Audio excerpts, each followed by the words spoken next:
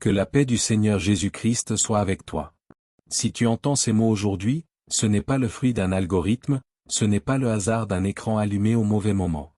Il y a quelque chose que Dieu voulait te dire aujourd'hui, quelque chose qu'il n'a pas pu te faire entendre dans le bruit de ta journée, dans l'agitation de tes pensées, dans le silence douloureux de tes nuits. Et c'est maintenant, dans cet instant précis, qu'il a choisi de te rejoindre. Tu as peut-être ouvert cette vidéo avec un cœur lourd. Peut-être que tu portes depuis trop longtemps un poids que personne autour de toi ne comprend vraiment. Peut-être que tu as prié, attendu, cru, et que la réponse semble encore loin.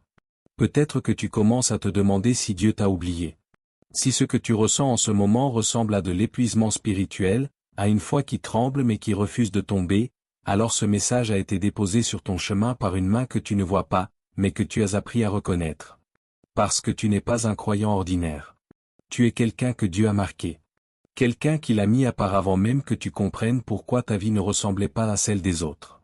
Quelqu'un dont le chemin a été semé d'épreuves qui auraient dû te briser, mais qui, mystérieusement, t'ont rendu plus profond, plus sensible, plus proche de sa présence.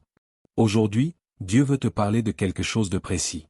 Il veut te parler de ce qu'il est en train de préparer pour toi, de ce partenaire de vie qu'il façonne dans le secret, de cet amour qu'il a gardé pour toi comme un trésor scellé, attendant le moment parfait pour être révélé. Et avant la fin de cette vidéo, nous allons nous arrêter ensemble pour une prière prophétique puissante que je vais prononcer directement sur ta vie, sur ton avenir, sur ce que Dieu t'a promis et qu'il n'a pas oublié. Reste jusqu'au bout. Cette prière pourrait être le tournant que tu attendais. Si tu reçois ce message dans la foi, écris 777 dans les commentaires. Que ce chiffre soit ta déclaration. Tu crois que Dieu agit, même quand tu ne le vois pas encore. Tu pries, tu travailles, tu espères et pourtant ta vie semble toujours bloquée au même endroit. Si c'est ta réalité en ce moment, cette vidéo est faite pour toi. Reste jusqu'à la fin parce que ce que je vais te partager peut changer ta trajectoire pour toujours. Vous êtes vu, vous êtes connu, vous êtes choisi. La plupart des gens qui restent bloqués financièrement ne manquent pas de foi. Ils manquent de principes. Ils prient pour un emploi mais ne bougent pas. Ils demandent la prospérité mais gèrent mal ce qu'ils ont déjà. Ce livre brise exactement ce cycle en t'expliquant comment la foi et la discipline travaillent ensemble pour ouvrir des portes que tu ne pensais pas mériter.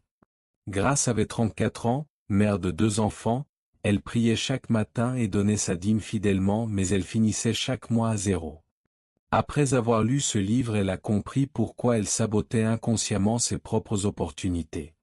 Elle a appliqué les exercices pendant 21 jours, reconstruit son budget, changé son entourage. 3 mois plus tard, elle avait lancé sa première activité et généré ses premiers revenus propres. Elle m'a écrit en pleurant, pas de tristesse, de soulagement. Elle m'a dit que Dieu ne l'avait jamais abandonnée. C'est elle qui s'était abandonnée elle-même. Le lien pour télécharger ce livre est dans la description et dans le commentaire épinglé. Clique maintenant, pas dans 1 heure, maintenant.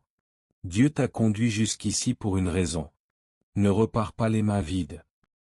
Il y a quelque chose que peu de personnes osent dire à voix haute, quelque chose que tu as ressenti dans les recoins les plus profonds de ton être sans jamais vraiment trouver les mots pour l'exprimer. Tu as toujours su, d'une façon ou d'une autre, que ta vie était différente. Pas meilleure, pas plus facile, mais différente. Comme si tu portais en toi une flamme que le monde autour de toi ne voyait pas, ou pire, cherchait constamment à éteindre. Tu as grandi en te sentant décalé, incompris, trop sensible pour certains, trop intense pour d'autres, trop spirituel pour ceux qui préfèrent la surface, et pourtant jamais tout à fait à ta place même dans les espaces qui auraient dû être les tiens. Et cette solitude, tu l'as portée longtemps. Parfois dans le silence d'une chambre où tu priais sans entendre de réponse immédiate. Parfois dans une assemblée remplie de gens où tu te sentais pourtant seul comme au milieu d'un désert. Parfois dans des relations qui ont commencé avec des promesses et se sont terminées avec des blessures que tu n'avais pas demandées. Des personnes en qui tu avais mis ta confiance et qui ont choisi de partir, de trahir, ou simplement de ne jamais vraiment te voir tel que tu étais. Et chaque fois, quelque chose en toi se demandait, pourquoi moi? Pourquoi encore? Pourquoi est-ce que ceux que j'aime le plus semblent être ceux qui me font le plus de mal? Voici ce que le Seigneur veut que tu comprennes aujourd'hui, les élus ne sont pas attaqués parce qu'ils sont faibles. Ils sont attaqués parce qu'ils sont dangereux pour le royaume des ténèbres. L'ennemi ne perd pas son temps avec ceux qui ne représentent aucune menace. Il concentre ses forces, ses stratagèmes, ses flèches enflammées sur ceux dont le destin, s'il se réalise pleinement, pourrait libérer des dizaines, des centaines, peut-être des milliers d'autres âmes. Chaque trahison que tu as vécue, chaque porte fermée devant toi, chaque saison de silence et d'attente, chaque relation qui s'est effondrée au moment où tu en avais le plus besoin, tout cela n'était pas une erreur du ciel. C'était une stratégie de l'ennemi pour t'épuiser, te décourager, te faire douter de qui tu es et de ce que Dieu t'a promis. Mais regarde où tu es aujourd'hui. Regarde le fait que malgré tout, tu es encore debout. Malgré les nuits où tu as pleuré sans comprendre. Malgré les matins où tu t'es levé sans force mais où tu as quand même choisi de croire. Malgré les voix qui t'ont dit que tu visais trop haut, que tu te faisais des illusions, que Dieu ne t'avait pas vraiment appelé à quelque chose de grand. Tu es encore là. Et ce n'est pas de la chance. C'est la grâce. C'est la main de Dieu qui t'a tenu dans des saisons où tu n'avais même plus la force de te tenir toi-même. Dieu ne prépare pas tout le monde de la même façon. Ceux qu'il choisit pour des destins extraordinaires, il les façonne à travers des feux extraordinaires. Abraham a attendu des décennies avant de voir la promesse. Joseph a traversé la trahison, l'esclavage et la prison avant de voir le palais. David a été oint roi bien avant de jamais porter une couronne, et entre l'onction et le trône, il y a eu des années de fuite, de doute, de danger. Ce que tu traverses n'est pas la preuve que Dieu t'a abandonné. C'est la preuve qu'il est en train de te préparer pour quelque chose que tu ne peux pas encore porter tel que tu es aujourd'hui. Et c'est précisément là que beaucoup d'élus se perdent. Non pas parce qu'ils manquent de foi, mais parce qu'ils manquent de compréhension. Ils ne savent pas lire les saisons de Dieu. Ils ne savent pas distinguer une attaque spirituelle d'une redirection divine. Ils ne savent pas reconnaître quand Dieu ferme une porte pour en ouvrir une autre, ou quand le silence du ciel n'est pas un refus mais une invitation à aller plus en profondeur.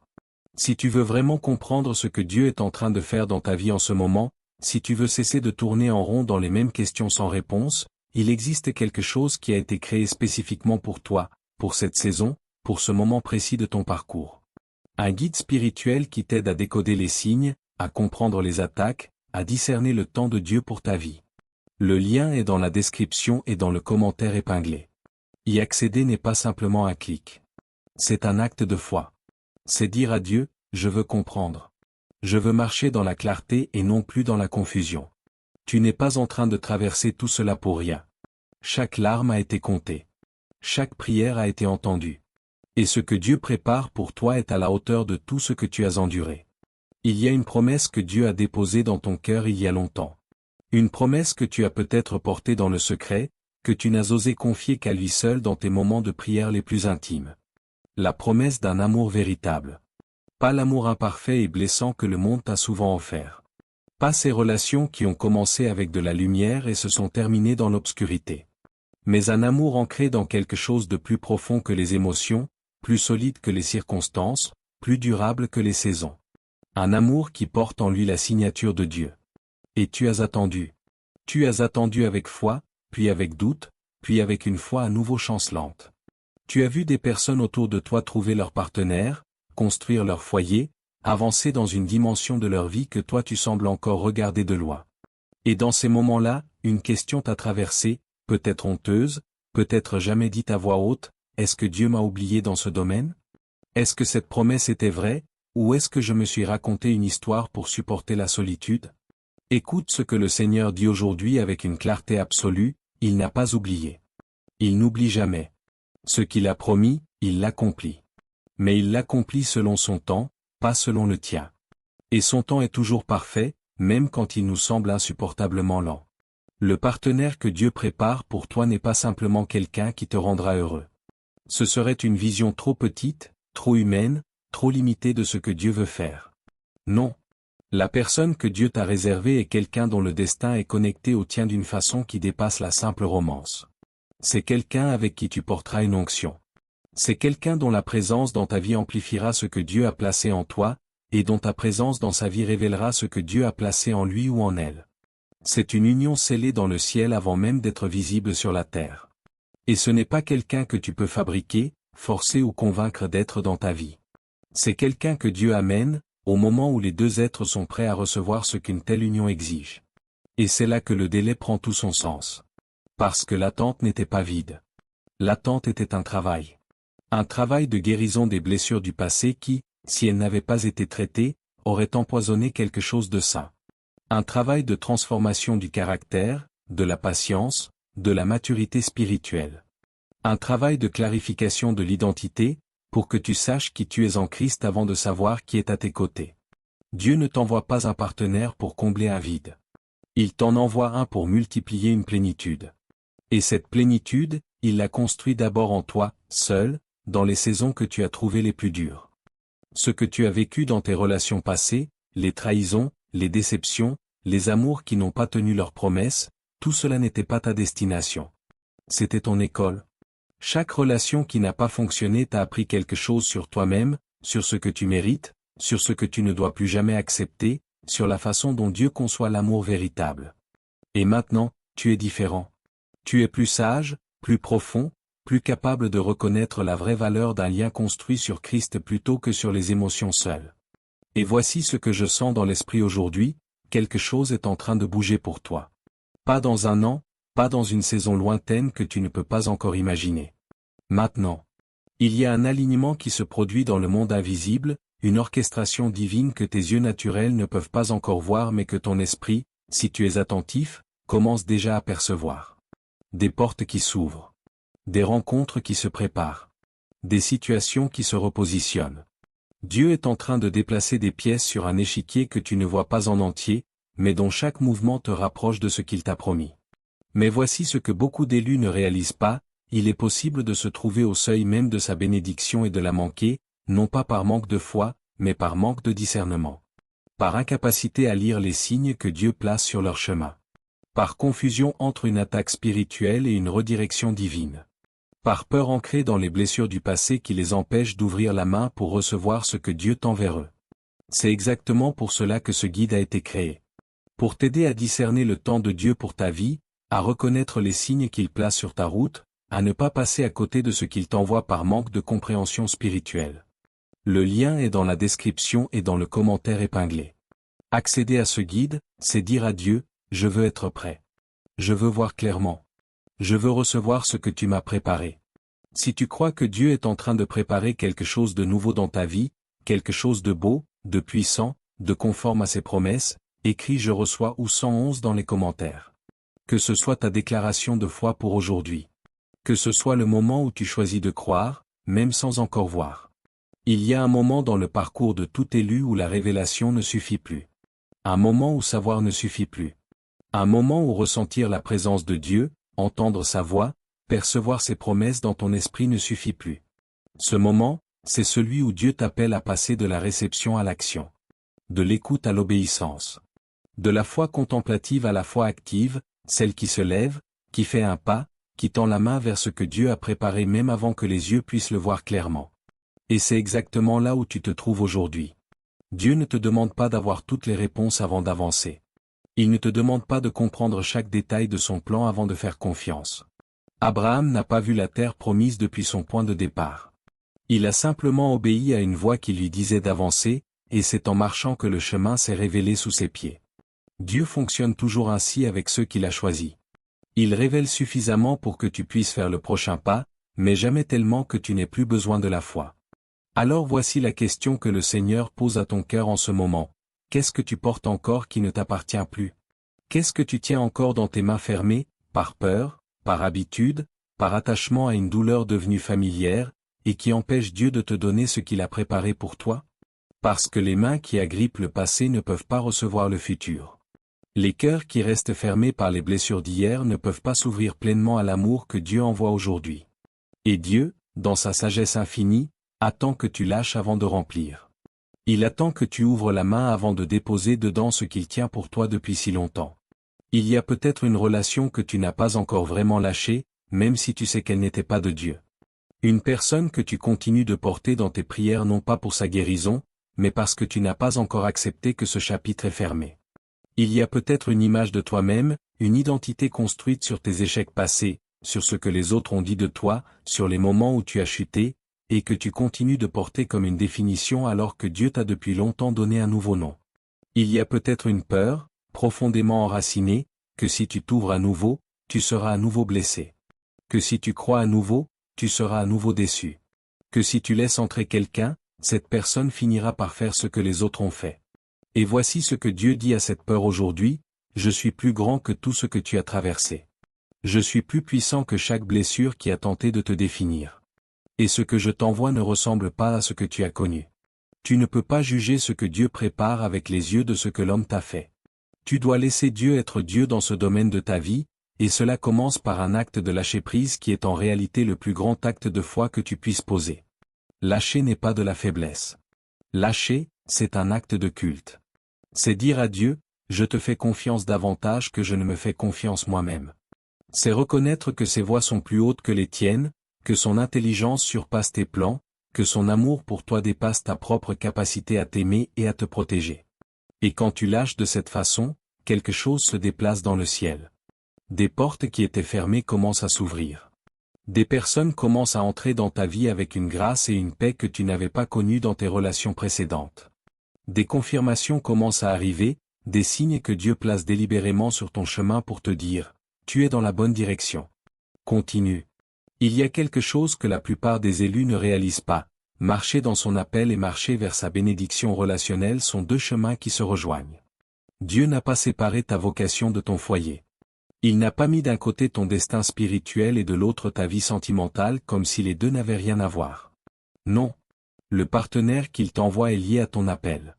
Et ton alignement spirituel, ta posture intérieure, ta disponibilité à obéir et à avancer, tout cela influence directement le moment où cette personne entrera dans ta vie. Ce n'est pas une formule magique.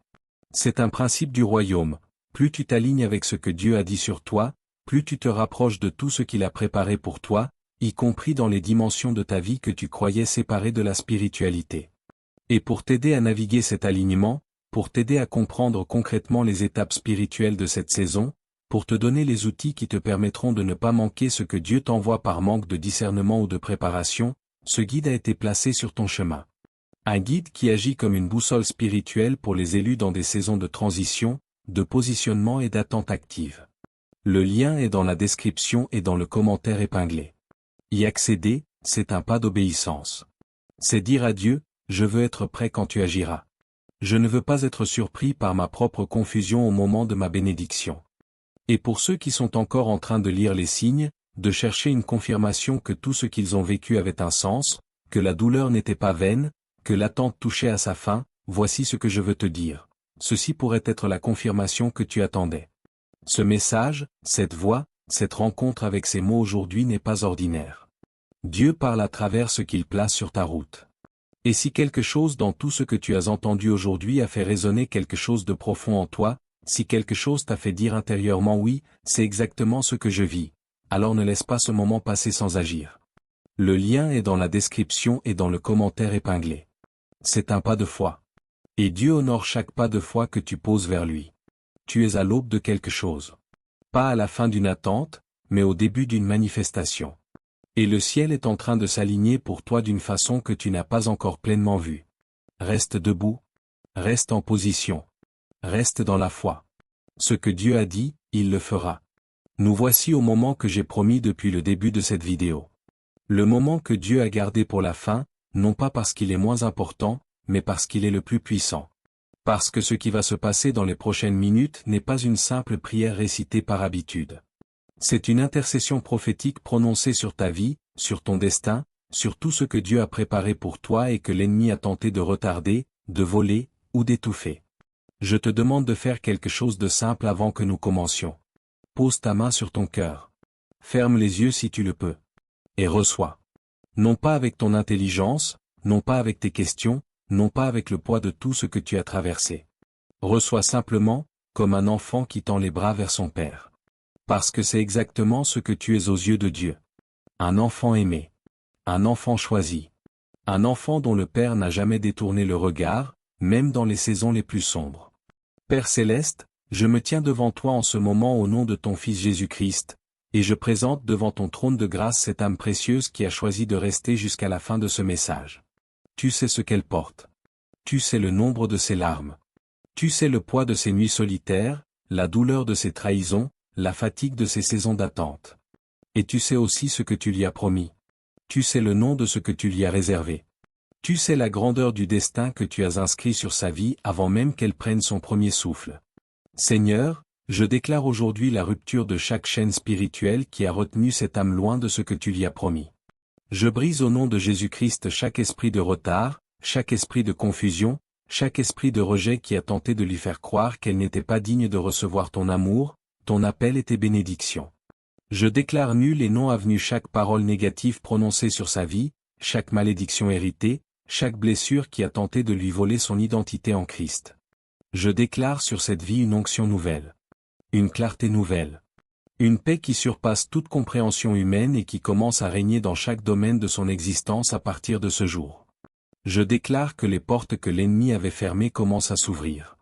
Je déclare que le partenaire de vie que Dieu a préparé est en train d'être conduit, par la main invisible du Père, vers cette âme, dans le temps parfait de Dieu, avec la grâce parfaite de Dieu, et de la façon parfaite que Dieu seul peut orchestrer. Je déclare que la solitude prend fin. Que l'isolement cède la place à la communion. Que la peur de l'amour est remplacée par le courage d'ouvrir son cœur à ce que Dieu envoie.